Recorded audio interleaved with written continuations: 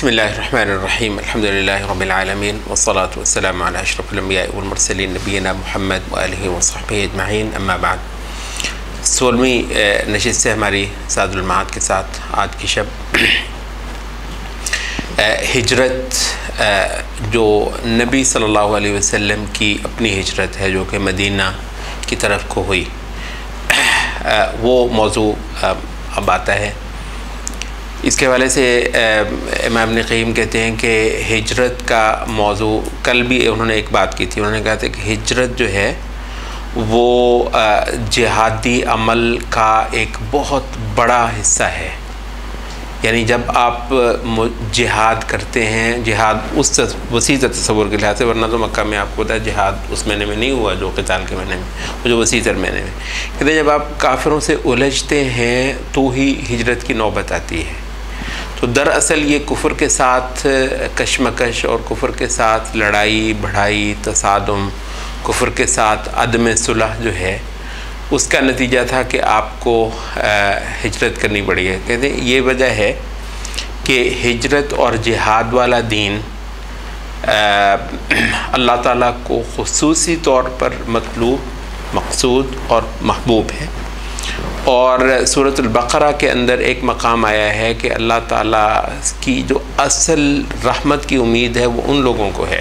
اب دیکھیے رحمت جو ہے اللہ تعالیٰ کی بے حد وسیع ہے اور گناہ گاروں کے لیے بھی ہے،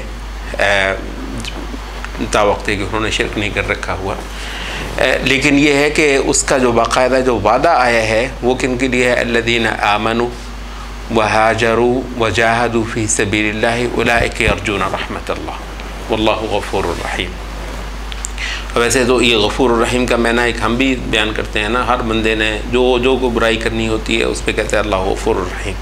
یہاں پر اللہ تعالیٰ کو غفور الرحیم کہاں پہ کہا گیا؟ الذین آمنوا، وہ لوگ جو ایمان لے کر آئے، وہاجروا اور جنہوں نے ہجرتیں کی، وجاہدوا اور انہوں نے جہاد کیے، اولئک یرجون رحمت اللہ، یہ ہیں جو اصل اللہ کی رحمت کے امیدوار ہیں. واللہ غفور الرحیم، اور اللہ بڑا ہی بخشنے والا مہربان ہے. ایسے لوگوں کے لیے مخصوص طور پر اللہ غفور ہے اور رحیم ہے.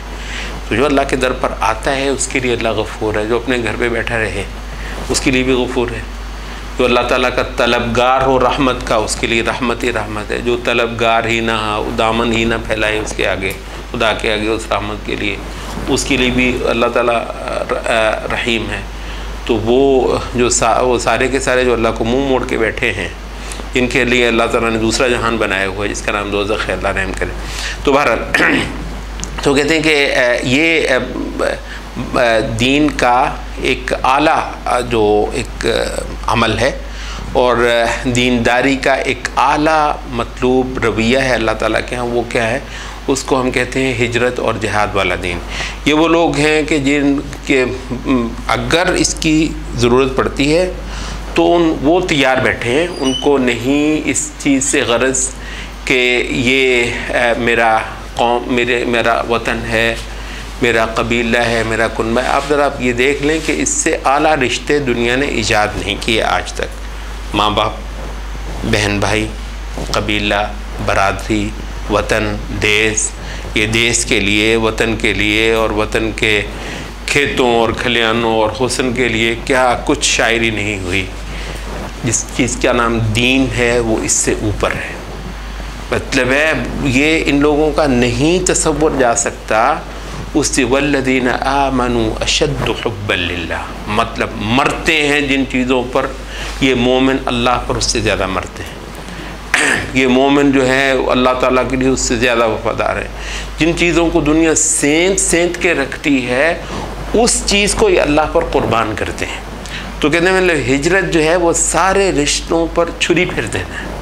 سارے جو عزیز ترین چیزیں ہیں ان سب کو، تو کہتے ہیں اللہ کی وفاداری جو ہے وہ پورے عروج پر سامنے آتی ہے جب ایک بندہ اپنا سامان اٹھا کر اپنا جو رشتے ہیں ان سب کو داغ مفارقت دے کر تو اللہ کے راستے میں جایا جاتا ہے. جیسے ابراہیم علیہ السلام نے کہا تھا وقال انی ذاہب الی ربی سیہدین، سب چھوڑا کہ میں وطن کسی اور جگہ جا رہا ہوں اور میرا اللہ وارث ہے، اللہ مجھے راستہ دکھانے والا ہے، اور اللہ تعالیٰ کو بھی ایسے بندوں کا بہت پاس ہے، اور ہجرت کرنے والوں کے لیے اللہ تعالیٰ نے خاص انعامات کے دنیا میں بھی مراغمن کثیرہ، بڑے بڑے جو ہے وہ دنیا کے اندر بھی انعامات یہ پائیں گے۔ اور آپ نے دیکھا کہ جن لوگوں نے اللہ تعالیٰ کے لیے ہجرتیں کیں، پھر ان کو اللہ تعالیٰ نے بادشاہتیں دیں، ملکوں کے ملک ان کے پیروں پہ گرے، اور ادھر بھی ادھر بھی، مشرق تا مغرب جو ہے اللہ تعالیٰ نے ان کو اس دنیا کے اندر اقتدار بخشا، اور ابھی جو آخرت میں اس کے وعدے ہیں وہ تو آخرت ہی میں جا کر دیکھنے کے ہیں۔ اچھا، تو ایک تو کہتے ہیں کہ یہ اللہ تعالیٰ کی محبت اور اس سے وفاداری کا بہت اعلیٰ اظہار ہے، جو اولین مسلمانوں نے بدرجہ اتم اللہ تعالیٰ کی خاطر کیا تھا۔ اچھا، دوسرا جو پہلو ہجرت کا ابن قیم بیان کرتے ہیں، وہ کہتے ہیں کہ یہ ہجرت اس بات کی دلیل ہے کہ دو ملتیں اکٹھی نہیں رہ سکتی، ان دونوں کا آپس میں، جسے آپ کہتے ہیں نا کو ایگزسٹنس ایز سچ ممکن نہیں ہے۔ شرک اور توحید ایک ہی گھر میں رہیں، ایک ہی ملک میں رہیں، ایک ہی دیش کے اندر رہیں، یہ ہو نہیں سکتا۔ توحید کو بالآخر شرک کا سارا کچھ چھوڑ کر اپنا ایک الگ دیش جو ہے وہ بنانا ہوتا ہے۔ یہ ایک بہت بنیادی سبق ہے جس پر آج بہت ساری مٹی ڈالی جا رہی ہے، اور خیر اس خطے کے مسلمانوں کو یہ سبق بوجوہ یاد کرنا آسان ہے، اس وجہ سے کہ ان کے ابھی وہ نسل ابھی دنیا سے گئی بھی نہیں ہے جنہوں نے ہندوؤں سے الگ ایک دار، جسے کہتے ہیں نا دار، یہ دار الاسلام، پھر پورا لفظ اس کا دار الاسلام ہے، جنہوں نے ایک دار الاسلام تھا، اسلام کا ایک اپنا وطن، اسلام کا ایک اپنا گھر، اسلام کی اپنی ایک ٹیریٹری۔ یہ دار کا جو مناسب ترین الفاظ ہو سکتے ہیں نا، یہ دار کا لفظ جو ہے باقاعدہ فقہا کے استعمال ہوتا ہے، دار الکفر یا دار الحرب یا دار الاسلام۔ تو دار کا اردو میں کئی بار ہم نے سوچا کہ کیا مناسب ترین ترجمہ جو ذرا ایک اس کی سینس جو ہے وہ ٹرانسلیٹ کر دے، تو ٹیریٹری آف اسلام، جس کے اندر اسلام کی جو ہے وہ حکومت ہو، جس کے اندر اسلام کا اقتدار ہو، جس کے اندر اسلامی قدروں کی ایک دھاک ہو، آنکھیں کھولنے والا وہاں اسلام کی رٹ جو ہے وہ محسوس کرے، سب لوگ اللہ کی ربوبیت کا اور اس کی توحید کا دم بھریں۔ اور اگر وہاں پر کچھ ایسے لوگ ہوں، بلا شبہ ہو سکتے ہیں، جو اس دین کو تسلیم نہ کرنے والے ہوں، وہ بہرحال کسی اور حیثیت میں ہوں، یہاں پر جو ایک عمومی راج ہے وہ اللہ کا اور اس کے رسول کا ہو، اور اللہ تعالیٰ کی طرف سے اتری ہوئی شریعت کا ہو۔ تو یہ جو ہجرت ہے بنیادی طور پر یہ شرک اور توحید کی اس لحاظ سے جو جنگ ہے اسی کا ہی ایک حتمی نتیجہ ہے، جسے کہتے ہیں نیسیسری کانسیکوینس جو ہے وہ اس چیز کا ہے۔ تیسری چیز جو ہے وہ خیر اس کو ابن قیم نے زیادہ ٹچ نہیں کی، لیکن ہماری کبھی کبھی کوشش یہ ہوتی ہے کہ ہجرت سیرت کے بعد مقامات جب پڑھ رہے ہیں تو کچھ چیزیں اگر ریلیٹ ہوتی ہیں اور کچھ دوسروں نے اس پہ کچھ بیان کیا ہے اور وہ بہت ضرورت کا ہے تو اس کو بھی ہم ذکر کر دیں۔ تو بعض لوگوں نے اس چیز کو بھی نوٹ کروایا ہے کہ اس پہ غور کیجئے کہ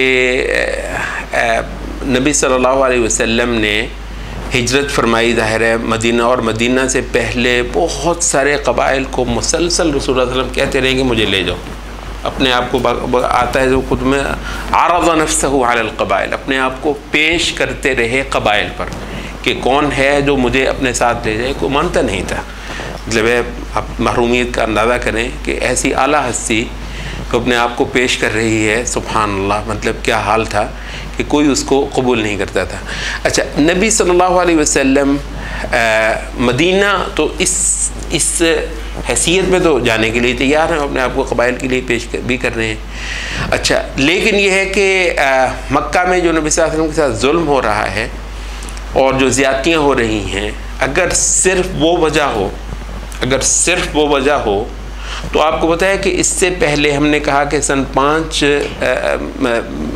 بعثت کے 5ویں سال میں مسلمانوں کی ایک جماعت جو ہے وہ حبشہ چلی جاتی ہے، تو رسول اللہ صلی اللہ علیہ وسلم حبشہ کیوں نہیں چلے جاتے؟ اب مسلسل اپنے آپ کو قبائل پر پیش کر رہے ہیں، اور قبائل مان نہیں رہے ہیں. یہ مطلب بالکل آخری سالوں میں نہیں جا کر ہوا، بلکہ سیرت کی کتب میں آتا ہے کہ نبی صلی اللہ علیہ وسلم حج کا ہر سال ہی اس مقصد کے لیے استعمال فرمایا کرتے تھے. حج کا سیزن آپ کو تھا عربوں کے لیے ایک بہت بڑا ایونٹ ہوتا تھا، بلکہ حج سے بڑا کوئی ایونٹ نہیں ہوتا تھا. عبادت بھی کرتے تھے. یہ جو شاعر ابراہیمی جو تھے عربوں کے ہاں باقی تھے، جس حد تک ان کے ہاں کوئی اخلاص وغیرہ کا کچھ تصور ہو سکتا تھا، تو اس اخلاص کے ساتھ وہ آ کر عبادت بھی کرتے تھے.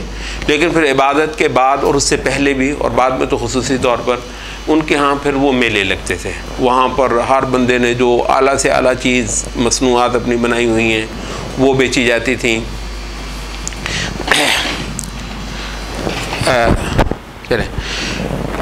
جو تجارتیں وہاں پر ہوتی تھیں. اچھا، جو اعلیٰ سے اعلیٰ شاعری ہے، آپ کو پتا جو شاعر نے جو سب سے اچھا کلام کوئی کہا تو اس کو وہ بچا کے رکھتا تھا کہ یہ جو ہے وہ سالانہ جو عربوں کا وہ میلہ لگنا ہے حج کے بعد تو وہاں سنایا جائے گا. تو وہ اپنے شعر بھی شاعری بھی یہ لوگ کشتیاں کرتے تھے. اچھا، لیکن حج کے علاوہ بھی عربوں کے ایونٹ ہوتے تھے. ایک عکاظ کا ایک میلہ ہوتا تھا. یہ کاف جو ڈنڈے والا کاف ہے، عین اور کاف، عکاظ، اور آخر میں ضا، طا کے ساتھ جو ضا ہے وہ عکاظ کا ایک میلہ، وہ بھی بہت بڑا میلہ ہوتا تھا. بہت ساری شاعری وہاں پر بھی ہوتی تھی. عکاظ کے میلے میں حضرت عمر کشتی بھی کرتے تھے. بڑے بڑے جو پہلوان تھے، جو ان کے ہیوی ویٹ جو ہوتے تھے تو وہ اس میں آتے تھے. اور مجنہ جو ہے وہ ایک اور ان کا میلہ لگتا تھا، اور ذوالمجاز ایک اور ان کا میلہ تھا. تو ان سارے میلوں کے اندر نبی صلی اللہ علیہ وسلم کیونکہ ایک مجمع لگے ہوتے تھے اور لوگ اپنا اپنا کلام پیش کیا کرتے تھے، تو نبی صلی اللہ علیہ وسلم بھی ان سارے میلوں میں جا کر لوگوں کو اللہ تعالیٰ کا پیغام بھی پہنچایا کرتے تھے. اور یہ بھی کہا کرتے تھے کہ کوئی قبیلہ ہے جو مجھے اپنے ساتھ لے جائے اور مجھے تحفظ فراہم کرے تاکہ میں اللہ تعالیٰ کے پیغامات کو پہنچاؤں. جب وہ کہتے ہیں کہ یہ چیز جو ہے نبی صلی اللہ علیہ وسلم مسلسل عرب قبائل پر پیش کر رہے ہیں، لیکن نبی صلی اللہ علیہ وسلم کو ایک چیز تو حاصل ہے، جہاں ان کے ساتھیوں کو پناہ ملی ہوئی ہے، تو کیا نجاشی سلوٹ نہیں کرے گا نبی صلی اللہ علیہ وسلم کو؟ ایک بادشاہ ہے اور آپ کا پیروکار ہے، آپ کا غلام ہے اور آپ کا عقیدت مند ہے، وہ تو آپ کے ہاتھ چومے گا. تو ایک عقیدت مند تو بیٹھا ہوا ہے اقتدار کے ساتھ. نبی صلی اللہ علیہ وسلم اس کے باوجود حبشہ میں نہیں جاتے، یہیں پر ہی رہتے ہیں. اس کی کیا وجہ ہے؟ اور بالآخر جب مدینے میں موقع ملتا ہے تو پھر آپ تشریف لے جاتے ہیں وہاں پہ. وہ کہتے ہیں کہ حبشہ میں اگر نبی صلی اللہ علیہ وسلم جاتے تو صرف جان بچانے کے لیے جاتے ہیں. وہ جو پورا کردار ہے دعوت کا، یہ دعوت عربی پیغام ہے. نبی صلی اللہ علیہ وسلم کی جو سماجی حیثیت ہے وہ عربوں کے اندر ہے. نبی صلی اللہ علیہ وسلم کا قبیلہ کنبہ، اس کی اگر کوئی حیثیت ہے تو وہ عربوں کے اندر ہے. تو اس لحاظ سے نبی صلی اللہ علیہ وسلم کا اگر کوئی رول ہے تو وہ ابتداءً عربوں کے اندر ہی ہے. ہاں، جب عربوں کا معاملہ نبی صلی اللہ علیہ وسلم کے ہاتھ میں آ جائے گا تو چلیں اس کے بعد پھر روم، فارس اور سارے کچھ ہے. لیکن یہ کہ اس وقت بنیادی طور پر عرب کے اندر ہی مارکہ ہے. تو معاملہ پوائنٹ اس میں یہ ہے کہ یہ جو ہجرت ہوئی ہے نا، مدینہ جانا نبی صلی اللہ علیہ وسلم کا، اس کا سائز معاذ اللہ ذہنوں کے اندر اتنا چھوٹا نہیں کرنا چاہیے کہ یہ جان بچا کر نکلے ہوں. بھائی جان بچا کر نکلنے کی بات ہوتی تو ہزار راستے تھے اس سے پہلے. محض جان بچا کے نہیں، نبی صلی اللہ علیہ وسلم کے پاس ایک ایجنڈا ہے. نبی صلی اللہ علیہ وسلم اللہ تعالیٰ کے دین کو ناقابل تسخیر بنا کر اس جہان سے تشریف لے کر جانا چاہتے ہیں. اور اس کا کیونکہ سارے کا سارا عمل عربوں کے ہی اندر ہے، تو زیادہ سے زیادہ یہ کرتے ہیں کہ چلے مکہ سے نکل کر کسی اچھے زبردست زوراور قبیلے کی پروٹیکشن میں چلے جائیں اور ان کی جو حمایت ہے، ان کی جو نصرت ہے، اس کو استعمال کر کے اس دین کے اندر جو اگلے کچھ مراحل اللہ تعالیٰ کو مطلوب ہیں یہاں پر لے کر آنا، وہ چیزیں یہاں پر پیدا ہوں. تو یہ کہتے ہیں یہ وجہ ہے کہ نبی صلی اللہ علیہ وسلم ان تمام عرصہ حبشہ اس طرح کی کسی سمت کو نہیں دیکھ رہے، بلکہ وہ دیکھ رہے ہیں عربوں کے اندر تمکنت پانے کے حوالے سے. ایک تو یہ چیز اہم ہے. دوسری ایک اور چیز بھی اہم ہے ہجرت نبوی کے حوالے سے اور نبی صلی اللہ علیہ وسلم کا اپنے آپ کو قبائل پر پیش کرنے کے حوالے سے. کیونکہ ہمارے یہاں کچھ حضرات جو ہیں وہ خلافت وغیرہ کے نعرے شعرے جو زیادہ لگاتے ہیں، انہوں نے اس مسئلے کو کچھ ضرورت سے زیادہ الجھا دیا ہے، اور وہ ایسا ایک تصور پیش کر رہے ہیں گویا نبی صلی اللہ علیہ وسلم مکہ کا یہ سارا عرصہ حکومت ہی مانگتے پھر رہے ہیں، حکومت حکومت حکومت حکومت، خلافت خلافت خلافت، نبی صلی اللہ علیہ وسلم خلافت ہی کرتے رہے ہیں، اور جو نعرے جو پیمفلٹ مکے میں تقسیم کیے سب پر خلافت ہی لکھا ہوا تھا۔ تو مطلب یہ جو ہے نبی صلی اللہ علیہ وسلم کی دعوت کے حوالے سے یہ بھی بہت بڑی مس ریڈنگ ہے، یہ مطلب یہ صحیح اس کی قراءت نہیں ہے، اس دعوت کو صحیح طریقے سے سمجھنا نہیں ہے۔ پوائنٹ اس میں یہ ہے کہ نبی صلی اللہ علیہ وسلم کا جتنا کچھ بیان ہوا ہے قبائل کے ساتھ اپنے آپ کو پیش کرنا اور قبائل سے نصرت طلب کرنا، اس کا جو سیرت کی کتب میں یا حدیث وغیرہ کی کتب میں جو بیان آتا ہے وہ اس میں بالکل کلیئر ہے کہ نبی صلی اللہ علیہ وسلم جو مانگ رہے ہیں قبائل سے وہ یہ ہے کہ مجھے کون نصرت دیتا ہے، کون مجھے اپنی حفاظت فراہم کرتا ہے، تاکہ میں اس کے ہاں جا کر آزادی کے ساتھ اللہ تعالیٰ کے پیغامات انسانوں کو پہنچاؤں۔ اچھا، یہاں پر کہیں ایسا نہیں ہے کہ نبی صلی اللہ علیہ وسلم ان سے کوئی حکومت کا مطالبہ کر رہے ہیں۔ اچھا، ایک چیز جو ہے ایک واقعے میں آتی ہے، وہ بنی عامر ابن صاحب ایک بڑا تکڑا قبیلہ تھا، اس کے پڑاؤ میں ایک بار نبی صلی اللہ علیہ وسلم گئے اور اپنے آپ کو انہوں نے پیش کیا، تو کہتے ہیں کہ ان میں ایک سردار تھا، وہ کو بڑا جہاں دیدہ تھا، تو کہتے ہیں وہ اپنے بندوں کو الگ کر کے کہنے لگا کہ اگر مجھے یہ نوجوان مل جائے تو میں سب عرب کو کھا جاؤں اس کے ذریعے سے، مطلب یہ اتنا باصلاحیت ہے اور ایسا کمال کا یہ شخص ہے، اگر ہمیں مل جائے تو میں اس کے ذریعے سے پورے عرب کو اپنی مٹھی میں کر لوں۔ تو کہتے ہیں کہ یہ کہنے کے بعد اس نے نبی صلی اللہ علیہ وسلم سے کہا کہ ہاں بھائی، اگر ہم آپ کو لے جائیں اور آپ کی نصرت کریں تو، اور جتنی دیر آپ رہیں تو آپ ہی کے پاس اقتدار رہے گا، سرداری سب کچھ آپ ہی، یعنی اس کو وہ کانٹیسٹ نہیں کر رہا، یہ نبی صلی اللہ علیہ وسلم ہی کے لیے مان رہا ہے، آپ کے بعد کس کے پاس ہوگا یہ اقتدار۔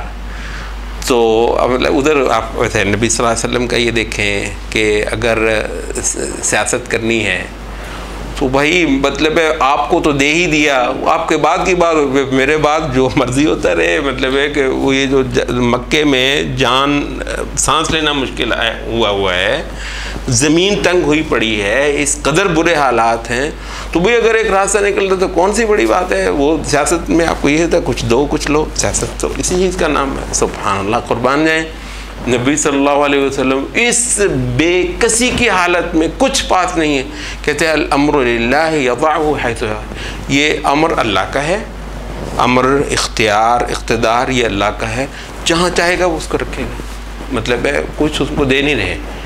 تو وہ کہنے لگا کہ اچھا، تو سارے عربوں کے نیزوں کے آگے سینے کریں ہم اپنے، اور جب وہ ہماری ساری قربانیوں سے آپ کو اقتدار مل جائے تو اس کے بعد پھر جو ہے نا وہ تم اور تمہارے پیچھے والے وہ لے جائیں تو ہمارے پاس ہمارے لیے کچھ بھی کچھ نہ ہو۔ تو نبی صلی اللہ علیہ وسلم نے کہا کہ یہی ہے، یہ اللہ کا معاملہ ہے، اللہ رکھ کرے گا، میرا اختیار نہیں ہے۔ اور آپ کو پتہ ہے نبی صلی اللہ علیہ وسلم کوئی بات اپنے اختیار سے نہیں کرتے، آپ پر تو وہی ہوتی ہے۔ تو کہنے لگا کہ پھر جاؤ، پھر ہمیں آپ کی ضرورت نہیں۔ تو کہا جاتا ہے کہ یہ جب لوگ حج سے واپس چلے گئے تو واپس جا کے انہوں نے، ان کا ایک اور سردار تھا، اس کا نام ابو فراس تھا، تو اس کو انہوں نے ذکر کیا، تو کہتے ہیں کہ اس نے بہت افسوس کیا، کہتے ہیں تم نے بڑی زیادتی کی، تمہیں اس کو رد نہیں کرنا چاہیے تھا، حتیٰ کہ کہتے ہیں اس نے یہ بھی کہا تھا کہ اے میری قوم کے لوگوں، کیا واپسی کی کوئی صورت ہے، جا کر پھر جو ہے اس کو منا لیا جائے۔ تو یہ ایک واقعہ ایسا ہوا ہے جس میں اقتدار کی بھی بات آئی ہے، لیکن یہ کہ آپ یہ جانتے ہیں کہ اس قدر ضمنی انداز میں یہ بات ہوئی ہے کہ اصلاً نبی صلی اللہ علیہ وسلم کی یہ دعوت نہیں ہے۔ آپ کی دعوت کیا ہے؟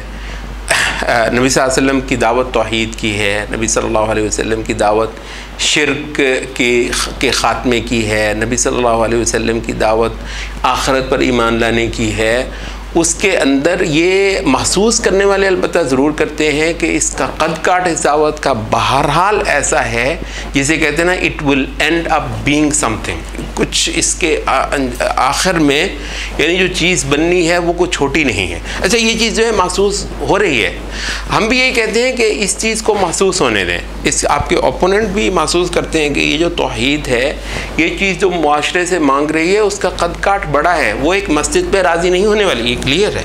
یہ جو توحید انبیاء جو پیش کرتے ہیں وہ ایک مسجد نہیں مانگ رہے، وہ ایک مدرسہ نہیں مانگ رہے، وہ ایک خانقاہ نہیں مانگ رہے، وہ ایک چھوٹی سی جگہ جہاں ہمیں اللہ اللہ کرنے دو، وہ چیز نہیں کر رہے۔ وہ جو مانگ رہے ہیں وہ مکمل تبدیلی ہے معاشرے کی، اور معاشرے کی مکمل تبدیلی جہاں ہر سطح پر اللہ ہی کی عبادت ہوگی اور غیر اللہ کی عبادت وہاں پر نہیں ہونے دی جائے گی، اس کا قد کاٹ، اس کی حیثیت، اس کی شان، اس کی جو حدود ہیں وہ کہاں تک ہیں۔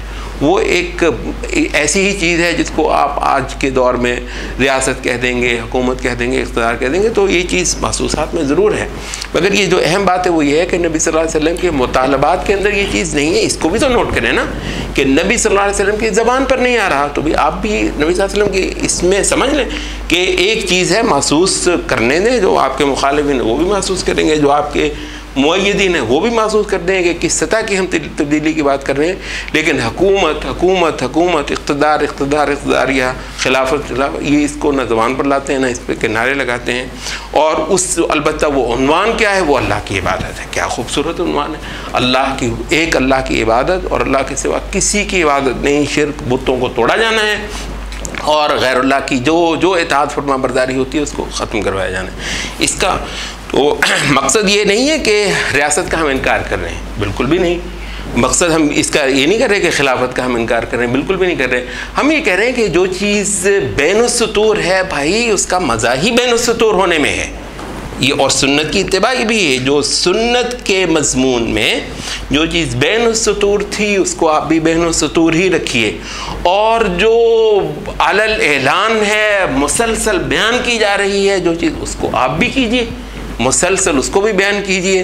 اور جو سمجھتے ہیں، انہوں نے کہا تو تھا کہ ان ھذا لشیء یراد، اصل میں یہ چاہتا کچھ اور ہے، یہ کہ نہیں ان ھذا لشیء یراد، چاہتا کچھ اور ہے، کہتے رہیں تو، لیکن یہ ہے کہ یہ سنت کی کامیابی یہی تھی کہ اس نے اپنا جو عنوان تھا وہ بہت اعلیٰ رکھا، اور ایسا رکھا کہ جس پر جاہلیت کے ساتھ لڑائی جو ہے وہ ایک بہت اعلیٰ بنیاد پہ ہوتی چلی جا رہی تھی۔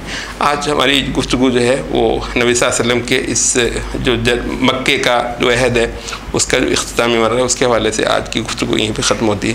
کل اس کو انشاءاللہ یہیں سے جاری رکھیں گے۔